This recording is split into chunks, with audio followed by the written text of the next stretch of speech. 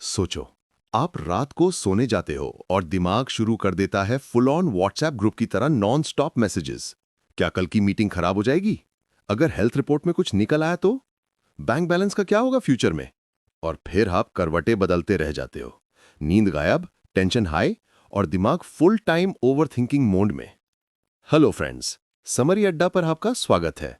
और आज हम बात करने वाले हैं एक ऐसी किताब की जो आपकी वरीइंग हैबिट को पकड़ती है, उसे डिकोड है और बताती है कि इससे कैसे बाहर निकला जाए। बुक का नाम है the worry trick by David A Carbonell. और बिलीव मी, ये सिर्फ टेंशन मत लो वाली किताब नहीं है। ये एक्चुअली समझाती है कि हमारा दिमाग हमें कैसे बेवकूफ बनाता है और हम उस ट्रिक को कैसे रिवर्स कर सकते हैं। तो चलिए शुरू करते हैं और देखते हैं वरीइंग से फ्री लाइफ एक्चुअली पॉसिबल है या सिर्फ एक फैंसी आइडिया। पार्ट 1, वरी क्यों होती है। सबसे पहले सवाल, हम वरी करते क्यों हैं? सोचो, अगर एक लायन आपके सामने आ जाए तो आपका दिमाग इंस्टेंटली कहेगा रन या फाइट। यह सिस्टम होता है हमारा फाइट और फ्लाइट रिस्पॉन्स। प्रॉब्लम तब होती है जब डेंजर रियल नहीं होता, बस इमेजिनेशन में होता है। जैसे, अगर मैं एग्जाम में फेल हो गया तो? अगर बॉस नाराज हो गए तो? क्या कल कुछ बुरा हो गया तो? लायन तो सामने नहीं है, लेकिन दिमाग सेम अलार्म बजा रहा है। एड्रेनलिन, हार्ट बीट तेज, नींद गायब, टेंशन हाई। ऑथर कहते हैं वरी एक फॉल्स अलार्म है। ये ऐसा है जैसे घर के स्मोक डिटेक्टर ने टोस्टर का धुआं पकड़ लिया और सोच लिया कि घर जल रहा है। पार्ट 2, दिमाग का वरी ट्रिक। अब मेन पार्ट आता है, द वरी ट्रिक। डेविड कार्बोनेल कहते हैं वरी एक तरह का मेंटल ट्रिक है जो आपका दिमाग आपके ही खिलाफ खेलता है। ये कैसे काम करता है? दिमाग कहता है, अगर मैं इस प्रॉब्लम के बारे में बार बार सोचूं तो मैं रेडी हो जाऊंगा। और आप उस थॉट को सीरियसली लेकर plan, analysis, what if scenarios में फंस जाते हो। रिजल्ट, ज्यादा सोच, ज्यादा टेंशन और प्रॉब्लम सॉल्व होने के बजाय और बड़ी लगने लगती है। एग्जाम्पल, सोचो एक दोस्त 2 घंटे से रिप्लाई नहीं कर रहा। नॉर्मल सिचुएशन, चलो बिजी होगा। वरी ट्रिक, क्या वो गुस्सा है? क्या मैंने कुछ गलत बोला? क्या एक्सीडेंट हो गया? क्या फ्रेंडशिप खत्म हो गई? दिमाग एक छोटी सी बात को नेटफ्लिक्स थ्रिलर सीरीज बना देता है और आप बिंज वॉच करते रहते हो अपने ही नेगेटिव थॉट्स को। पार्ट 3, वरी को समझने का रियल तरीका। अब सवाल, अगर वरी ट्रिक है तो इससे बचें कैसे? ऑथर कहते हैं सोल्यूशन है एक्सेप्टेंस और अवेयरनेस। वरी को आइडेंटिफाई करो। जैसे ही दिमाग नेगेटिव थॉट लूप स्टार्ट करे, बस नोटिस करो, ओह, ये मेरा दिमाग फिर से ट्रिक खेल रहा है। इससे क्लैरिटी मिलती है कि ये रियल डेंजर नहीं है, बस एक फॉल्स अलार्म है। Don't fight worry. ये थोड़ा अजीब लगेगा, बट जितना आप वरी को पुश करोगे वो और स्ट्रांग होगी। एग्जाम्पल, अगर मैं कहूं पिंक एलिफेंट के बारे में मत सोचो, अभी आपके दिमाग में क्या आया? Pink elephant. सेम वरी के साथ होता है, इग्नोर करने से और चिपकती है। डिटैच फ्रॉम वरी, एक सिंपल टेक्निक है। वरी को लिख लो एक पेपर पर और कहो, थैंक्स ब्रेन, तुम्हारी कंसर्न नोट कर ली, अब मैं अपना काम करता हूं। ये एक तरह का मेंटल डिस्टेंस क्रिएट करता है। पार्ट 4, व्हाट इफ से सो व्हाट तक। सबसे बड़ा टूल जो ऑथर देते हैं, व्हाट इफ से so what shift. Worrying brain, what if कल की प्रेजेंटेशन फ्लॉप हो गई तो?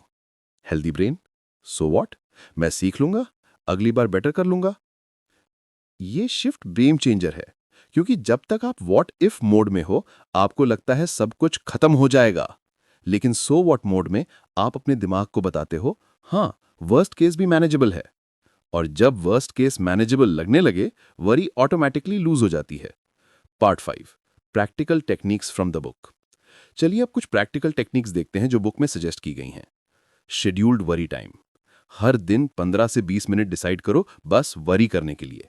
दिन भर जब भी वरी आए, कहो, ठीक है ब्रेन, 7 बजे वरी सेशन है, तब करेंगे। आपको लगेगा फनी, बट ये इफेक्टिव है, क्योंकि वरी का कंट्रोल आपके हाथ आ जाता है। Breathe and grounding.